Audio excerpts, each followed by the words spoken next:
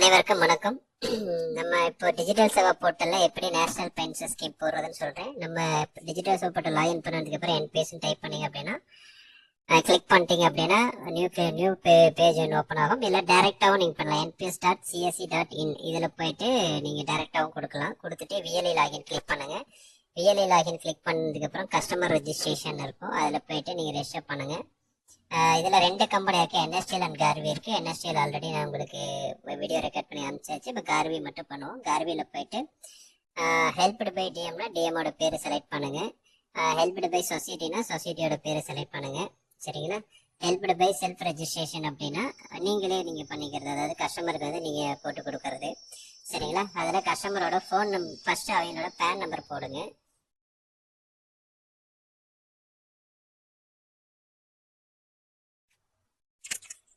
கஸ்டமரோட பேன் நம்பரை ஃபஸ்ட்டு நீங்கள் டைப் பண்ணிட்டீங்க. டைப் பண்ணிவிட்டு அப்படின்னா அதுக்கப்புறம் கஸ்டமரோட பேர் ஆதாரில் இருக்கிற மாதிரி டைப் பண்ணிவிடுங்க.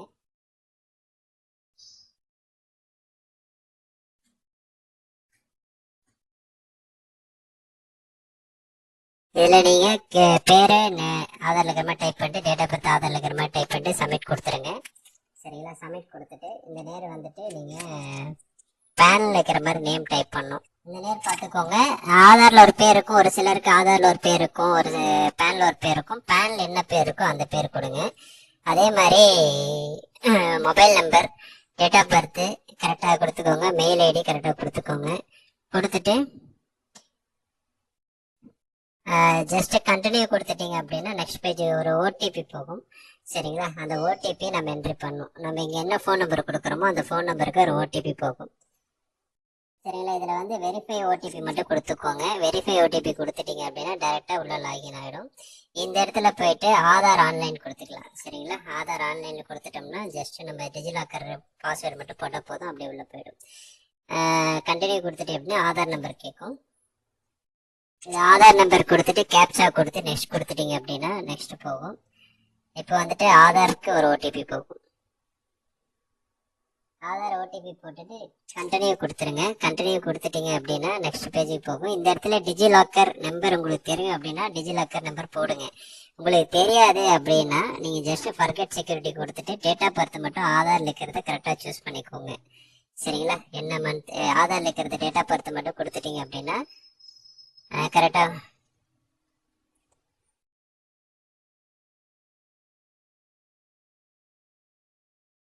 கொடுத்துட்டு கண்டினியூ கொடுத்துட்டீங்க அப்படின்னா புதுசாக ஒரு பாஸ்வேர்டு உங்களை செட் பண்ண சொல்லும். சரிங்களா? அதை நீங்கள் ஒன்று செட் பண்ணிக்கோங்க.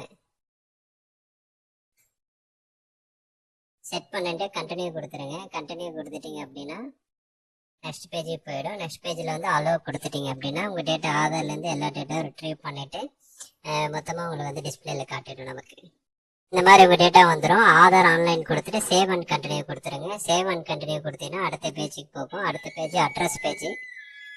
இந்த டீட்டெயில் வந்துட்டு பேசிக் டீட்டெயில் கேட்கும். உங்கள் ஸ்ரீயா ஸ்ரீமதியான்னு போட்டுக்கோங்க.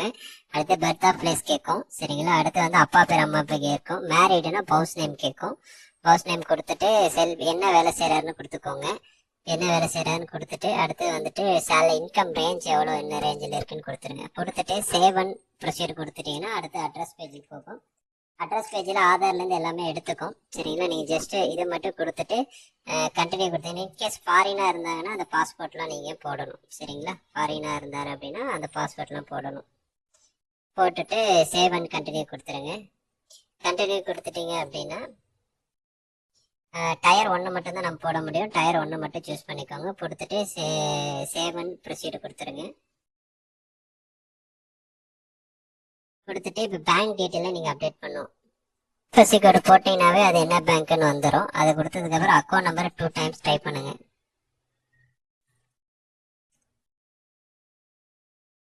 அடுத்து சேவ் அண்ட் ப்ரொசீடு கொடுத்துருங்க.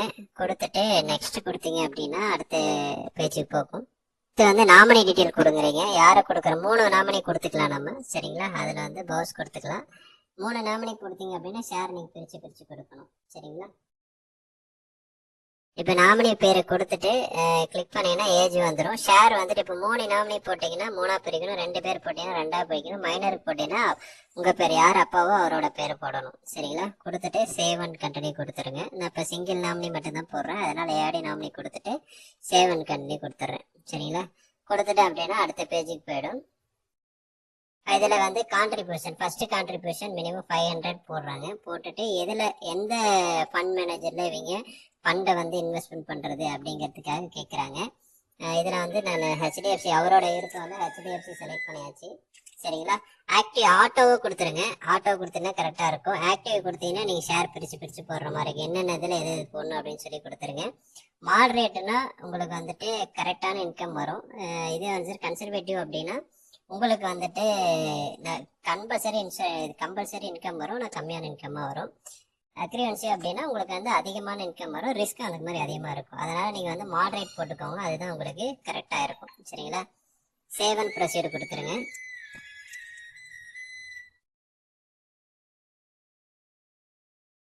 இதில் போயிட்டு சைன் மட்டும் அப்லோட் பண்ணுங்கள். சைன் மட்டும் இதில் கிளிக் பண்ணிவிட்டு நம்ம எந்த இடத்துல சைன் வந்து ஜேபேக் ஃபைலாக இருக்கணும். 2 கேபிலேருந்து 2 எம்பி வரைக்கும் இருக்கலாம். சரிங்களா? பண்ணிவிட்டு கிளிக் பண்ணிவிட்டு ஃபைல் சிங்கிள் நேமாக வச்சுக்கோங்க. ஸ்பேஸ் விட்டிங்கன்னா எடுத்துக்காது. சிங்கிள் ஃபைல் நேமாக மட்டும் வச்சுக்கோங்க. ஸ்பேஸ் விட்டிங்கன்னா அது ஸ்பெஷல் கேரக்டர் எடுத்துக்காது. இதில் கொடுத்துட்டு நெக்ஸ்ட்டு இங்கே வந்தீங்க அப்படின்னா உங்களுக்கு ப்ரான் நம்பர் வந்துட்டு உங்களுக்கு மெயில் சென்ட் பண்ணால் போதுமா, ஃபிசிக்கல் வேணுமான்னு கேட்கும். ஃபிசிக்கல் கொடுத்தீங்கன்னா அது தனியாக சார்ஜஸ் வரும். சரிங்களா? நீங்கள் பேன் கொடுத்துட்டீங்கன்னா சார்ஜஸ் வராது, அதிலே எடுத்துக்கும். சரிங்களா? சேவ் அண்ட் ப்ரொசீட் கொடுத்துட்டீங்க அப்படின்னா உள்ளே போயிடும். இதுக்கப்புறம் ஒரு டைம் கன்ஃபார்ம் பண்ணிக்கோங்க. டீட்டெயில் கொடுத்த டீட்டெயிலாம் கரெக்டாக இருக்கான்னு கன்ஃபார்ம் பண்ணிக்கிட்டு அதுக்கப்புறம் வந்துட்டு ஏதோ கன்ஃபார்மாக இருக்குது அப்படின்னா நீங்கள் ஜஸ்ட்டு கன்ஃபார்ம் மட்டும் கொடுத்துருங்க.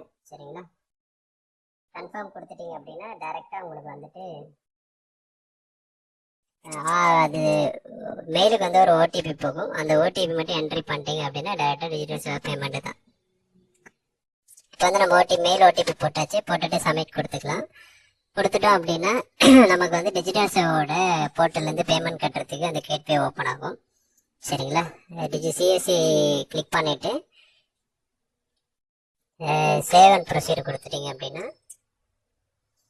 அடுத்து வந்துட்டு உங்களுக்கு இந்த போர்ட்டல் வந்து ஓப்பன் ஆகும். இதில் உங்கள் லாகினோட ஐடியோட பாஸ்வேர்ட் போடணும்.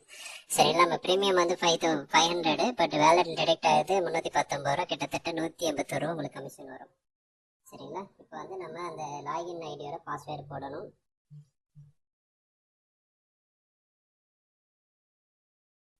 போட்டுட்டு வேலட் பின்னு போட்டுருங்க. வேலட் பின் போட்டிங்கன்னா அமௌண்ட் வந்து நம்ம வேலட்லேருந்து கட் ஆகிட்டு அந்த ரெசிப்ட் வந்து நமக்கு ஜென்ரேட் ஆகிடும். இதுதான் வந்து நம்ம கார்வியில் பண்ணுற ப்ராசஸ்ஸு. சிம்பிளாக இருக்குது, கொஞ்சம் பண்ணுங்கள். அந்த கான்ட்ரிபியூஷன் மட்டும் கரெக்டாக செலக்ட் பண்ணி கஸ்டமர்கிட்ட கேட்டுட்டு போடுங்க.